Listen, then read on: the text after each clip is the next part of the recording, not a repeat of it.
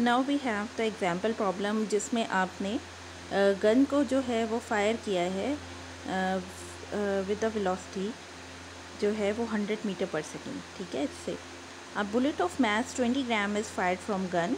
ठीक है, बुलेट का मास कितना है 20 ग्राम और गन से ये फायर हुआ है विद मजल वेलोसिटी 100 मीटर पर सेकेंड और बुलेट की आपके पास वेलोसिटी है 100 मीटर पर सेकेंड।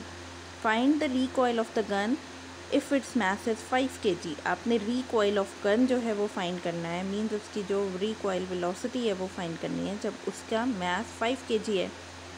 अब आपके पास मास ऑफ बुलेट कितना गिवन है आपको, ये देखिए, दैट इज़ 20 ग्राम। ठीक है, आपने इसको किलोग्राम में कन्वर्ट किया। वेलोसिटी आपकी कितनी है 100 मीटर पर सेकेंड। मास आपके पास 5 kg है। You have to find the velocity of the recoil of the gun. ठीक है, फॉर्मूला आपने अभी ये पढ़ा है mv + mv। ठीक है, दिस वन आपने ये फॉर्मूला अभी देखा है। ठीक है, अभी अभी आपने पढ़ा है। तो आपके पास जो है, अब आपके पास मास कितना है, दैट इज़ 5।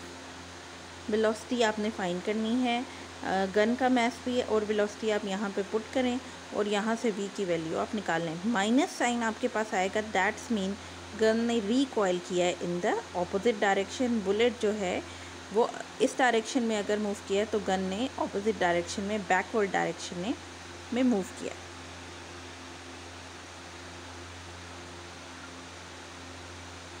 बेटा नेक्स्ट हमारे पास फ्रिक्शन है। ठीक है, फ्रिक्शन जो है ये आपने कभी नोट किया है, आप किस तरह से बाईसाइकिल पे राइड करते हो।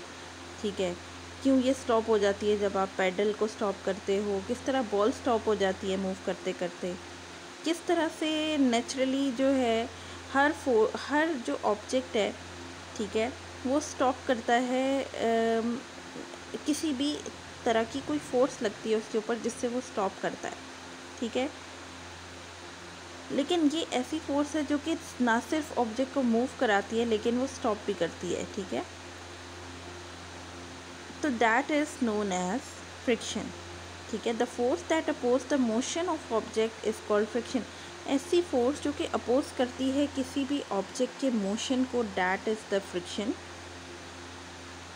आपने पहले भी आप अपनी क्लास में पहले पढ़ चुके हैं कि फ्रिक्शन क्या होता है। ठीक है, friction is a force that come into action as soon as body is pushed और पुल्ड ओवर अ सरफेस। जैसे ही आप कोई भी फोर्स लगाते हो, बॉडी पुश होती है, पुल होती है किसी भी सरफेस पे, फ्रिक्शन जो है वो अपने एक्शन में आ जाती है। ठीक है, in case of solid the force of friction between two bodies depend upon many factors such as nature of two surfaces in contact and pressing force between them. देखें बेटा, आप जब भी कोई चीज़ जो है वो मूव करते हो तो ये डिपेंड करता है कि नेचर ऑफ मटेरियल क्या है। अब अगर आपका मटेरियल स्मूथ है, ठीक है, आप नोट करो, अगर आप एक बॉल लेते हो और उसको आप एक स्मूथ मार्बल के जो है फ्लोर पे आप मूव करवाते हो, ठीक है, तो वो ज़्यादा तेज़ी से मूव करेगी, तो इसका मतलब है उसमें फ्रिक्शन कम लग रही है। लेकिन अगर आप किसी प्लेग्राउंड में जाके, ठीक है, आप ग्रास के ऊपर उसे मूव कराते हो, वहाँ पे फ्रिक्शन ज़्यादा है।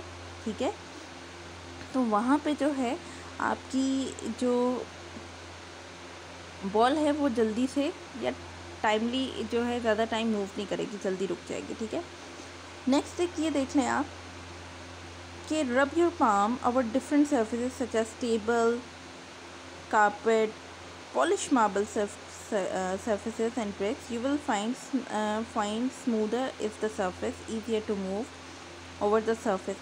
अब आप अपनी जो है पाम से, आपके घर में अभी सामने आपके डिफरेंट चीज़ें होंगी, टेबल है, कारपेट है, पॉलिश मार्बल सरफेस है, कोई ब्रिक है, ठीक है, या ग्लास है, ग्लास मिरर है। आप उसके ऊपर ज़रा अपनी पाम को रब करके देखें, आप देखेंगे कि जहाँ पे जो है सरफेस जो है वो स्मूदर है, ठीक है, वहाँ पे आपको मूव करना जो है वो आसान है आपकी पाम को। ठीक है, लेकिन जहाँ पे जो है, जिस तरह से आपके पास, लेट सपोज अगर आप मिरर पे अपना हाथ फेरते हैं तो वो मिरर बहुत स्मूथ होता है, आपकी पाम इजीली मूव करके।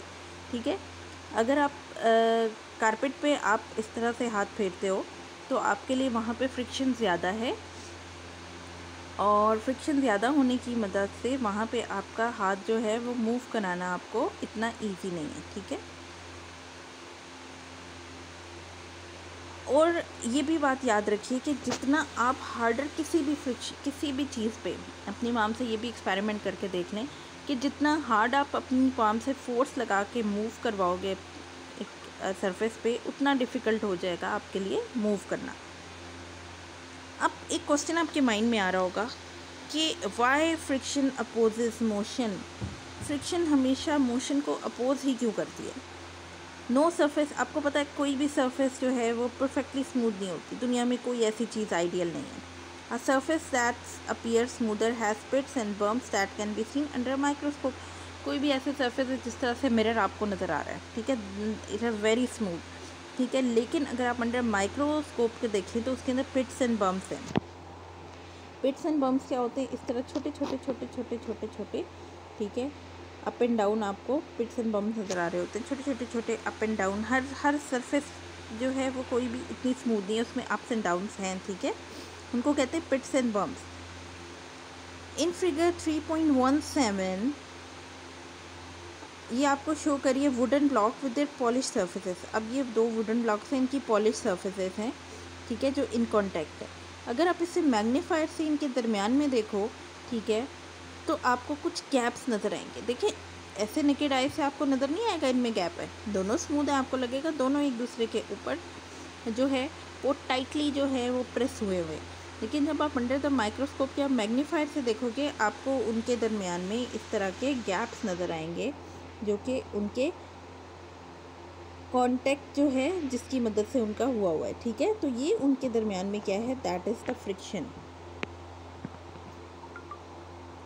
The contact points between two surfaces form a sort of cold welds, और इन्हें हम क्या कहते हैं, कोल्ड वेल्ड्स कहते हैं, ठीक है। These cold welds resist the surfaces for sliding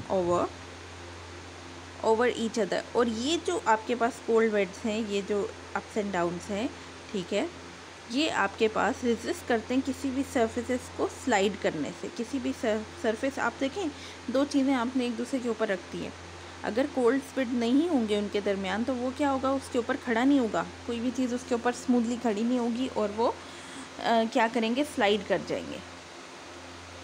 adding weight over the surface over the upper block increase the force pressing the surface together and hence increase the resistance।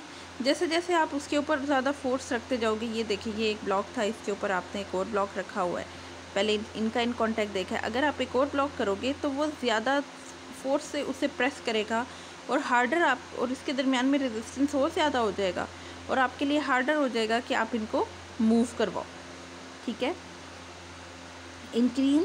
जितनी ज़्यादा resistance increase होगी, जितना ज़्यादा pressure आप increase करोगे ऊपर, force greater force से आप उसको प्रेस करोगे, फ्रिक्शन जो है वो जो है स्लाइडिंग सरफेसेस के दरमियान ज़्यादा होती जाएगी, ठीक है।